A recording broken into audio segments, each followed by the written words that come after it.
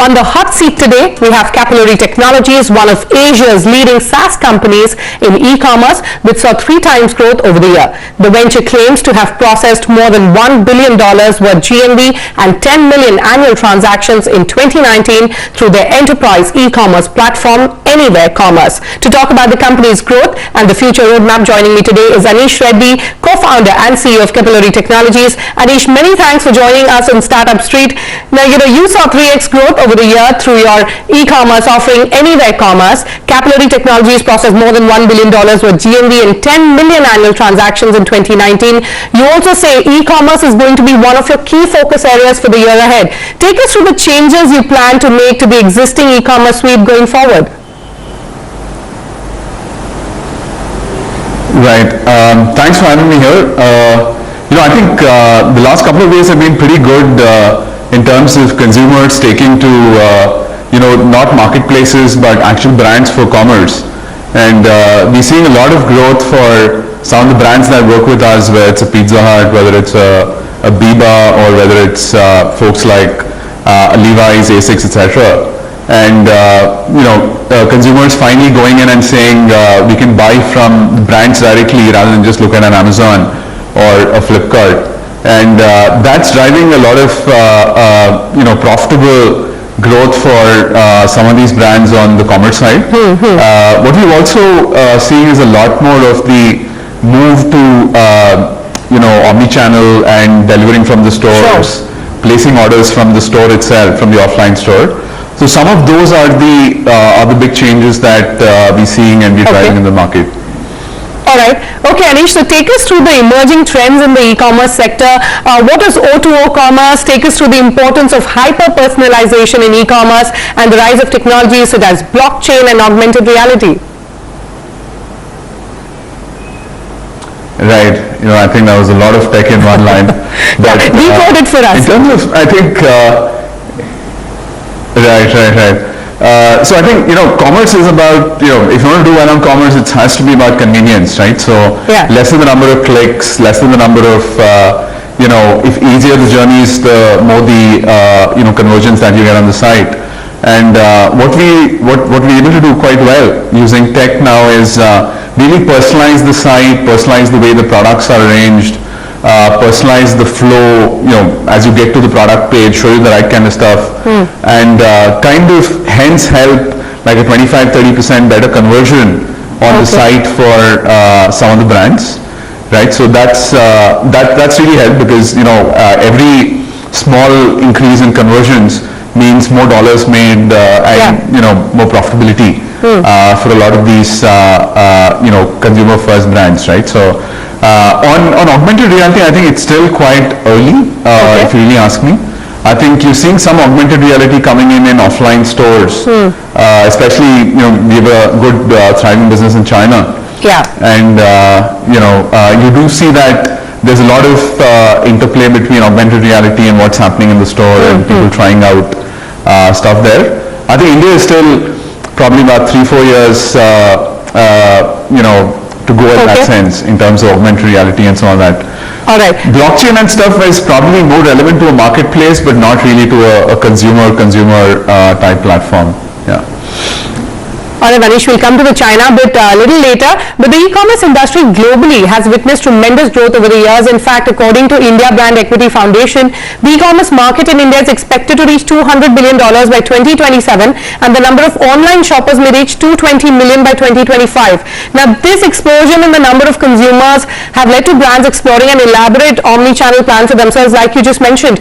Take us through the evolution of e-commerce and its impact. Right. So I think initially, as you remember, e-commerce was an independent channel, right? I think what's happening now is in the second round really of commerce, a lot of it is moving omni-channel.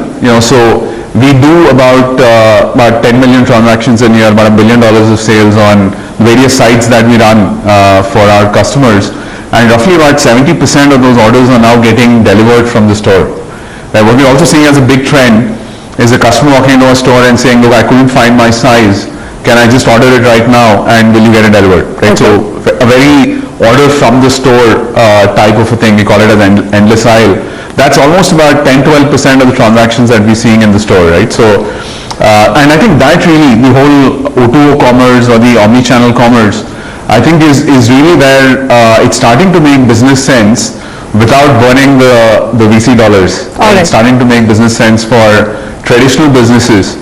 And that seems to be the next wave of commerce, for sure. Okay, so that's good to hear.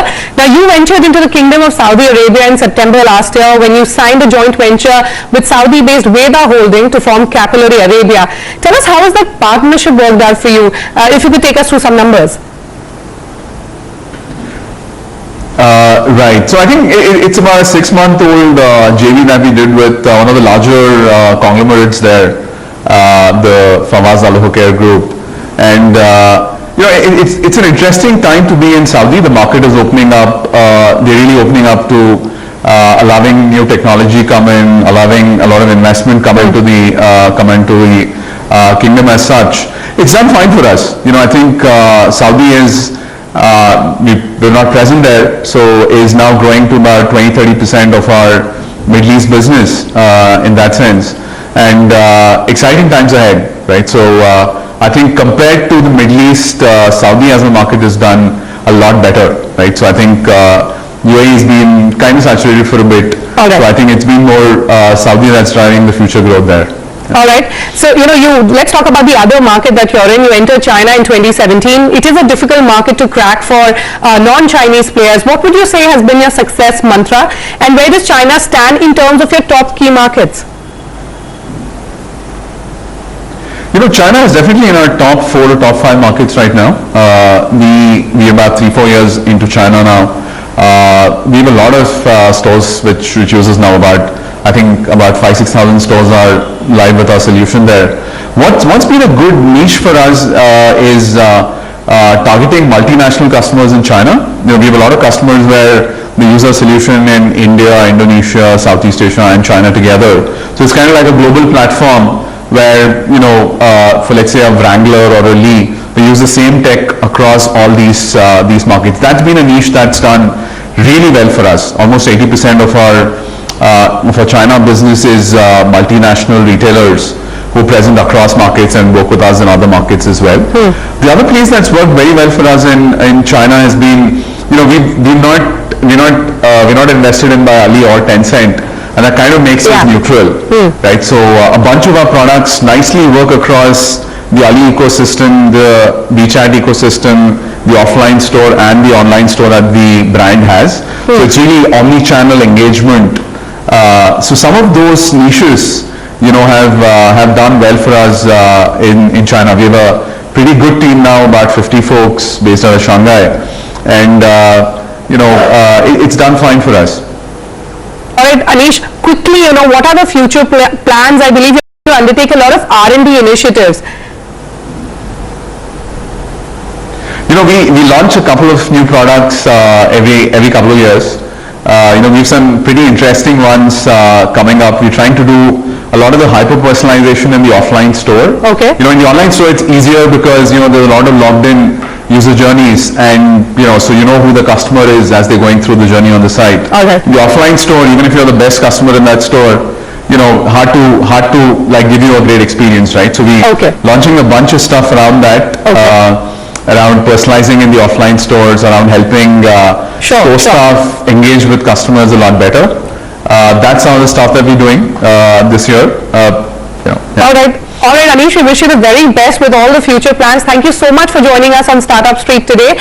With that, over to you, Megha. I believe we've got Google on trend spotting today. Absolutely. Now, according to Google and Alphabet CEO Sundar Pichai,